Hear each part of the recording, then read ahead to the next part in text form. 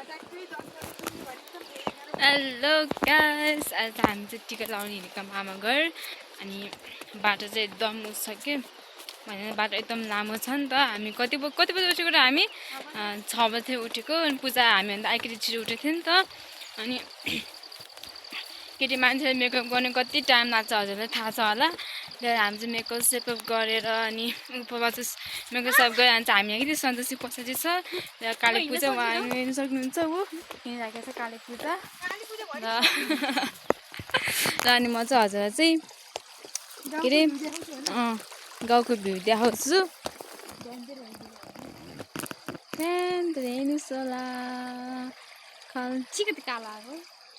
काला नि गोरा नि हामी त्यो हेर्नुहोस् त नाचेको यसरी।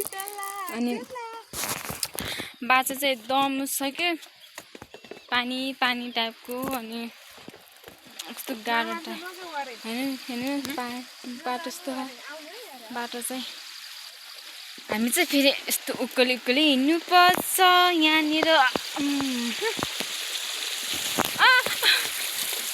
गाइस धन्दै म नलोटेको यार उफ्नु पर्छ है म गाइस त्यो त्यसको हालत। ल हामी चाहिँ अब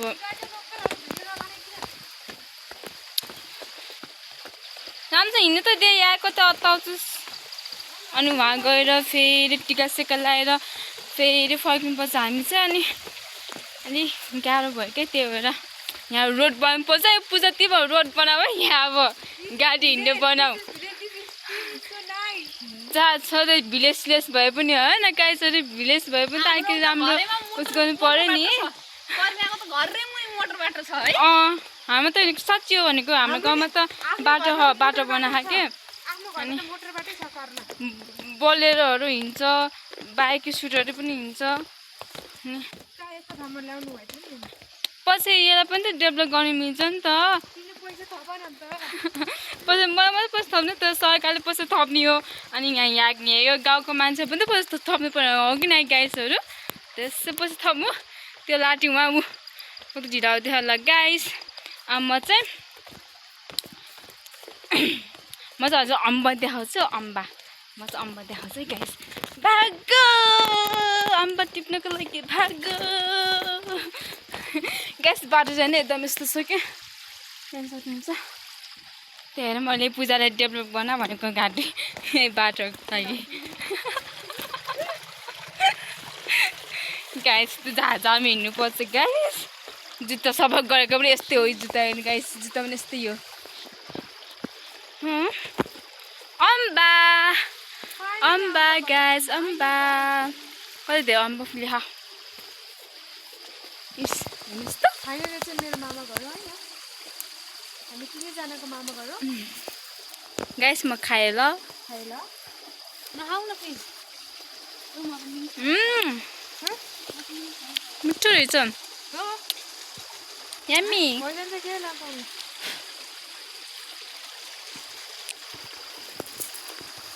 हजुर अम्बा खानु मन छ भने यहाँ सेन्जा आए हुन्छ। सेन्जा कुन ठाउँ अरे भाइ? ए मामा घर त मामा ठाउँको नाम त भन्। त आइनुहुन्छ अम्बा खानु मन छ भने चाहिँ यहाँ चाहिँ अम्बा एकदम फ्रीमा मिल्छ है गाइस। अरू नमिले पनि अम्बा चाहिँ फ्रीमा मिल्छ है।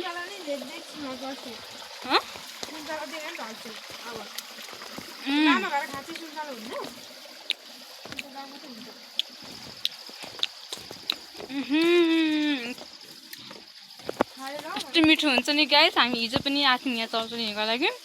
अनि मलाई सन्तोषीले कति त उस लिएर गएको अम्बा खै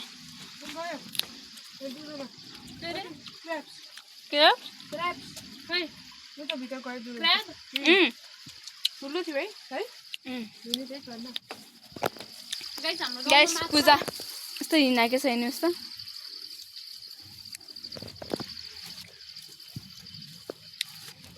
अरू नभए पनि प्लिज यो बाटो चाहिँ बनाएर छाड है। किन यो बाटो एकदम गाह्रो हो क्या। हिँड्नु पनि गाह्रो हुन्छ। झन् त्यो पानी परेकोमा त ओ माई गॉड भन्ने हुन्न कस्तो बाटो पनि सो मेकअप गरेको पनि उस हुन्छ जस्तो लाग्यो मलाई त मेकअप गरेको पनि पुछिन्छ जस्तो लाग्यो गाइस अब यहाँ पानी थप हेर्न सक्नुहुन्छ कि मेकअप गरेकै नगरेकै एउटा हुन्छ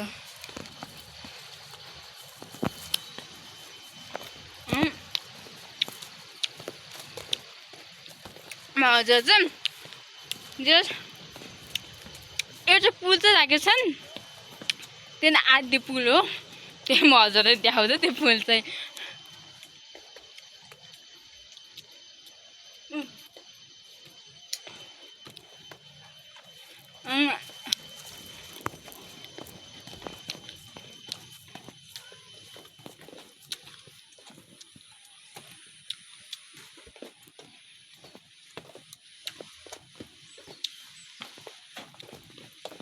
सायद भिडियो लामो हुन्छ होला म काटे हालिदिन्छु भिडियो है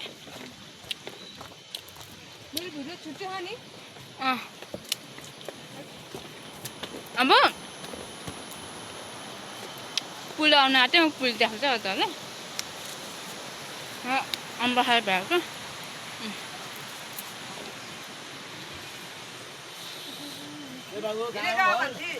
हजुर कान्छी हो त यो माइली ऊ कान्छी हो यो कान्छी तकुन जेठी बुझिबाइ जुन रहेन हौ सीता छोरी के हाम्रा के रे भाइ क्या भान्जीहरू हुन् क्या दुजी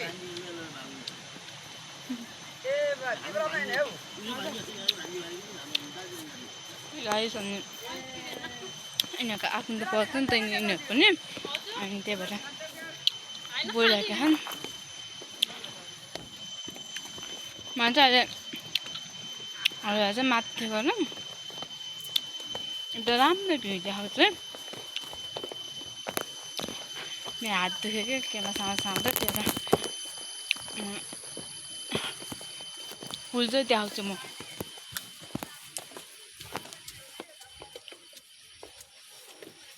देखाएँ नि फुल चाहिँ देखाउँछु म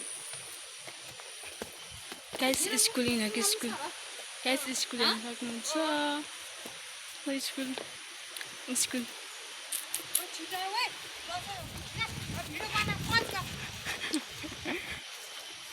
गाइस होइन पूजा मलाई गाली गरेर क्या भिडियो बनायो भनेर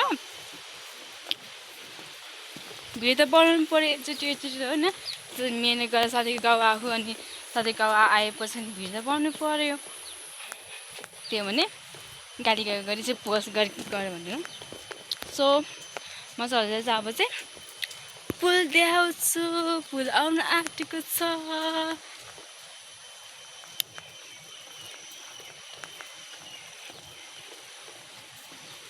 हजुर पुल देख्न सक्नुहुन्छ त प्रभु पुल देख्न सक्नुहुन्छ चाहिँ पुल देखाउँछु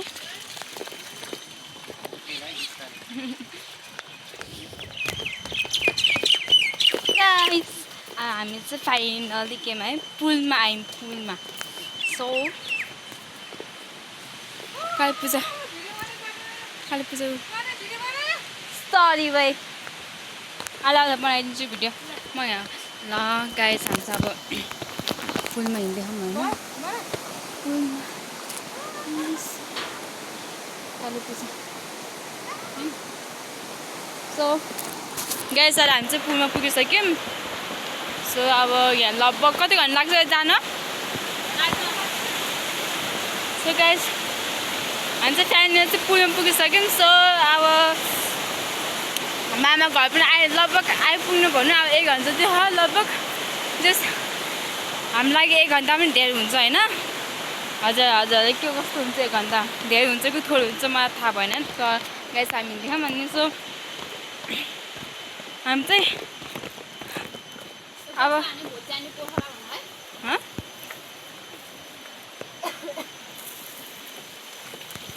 फाइनली गाइस यहाँ चाहिँ धानहरू पनि उमरेको छ हेर्नुहोस् त कति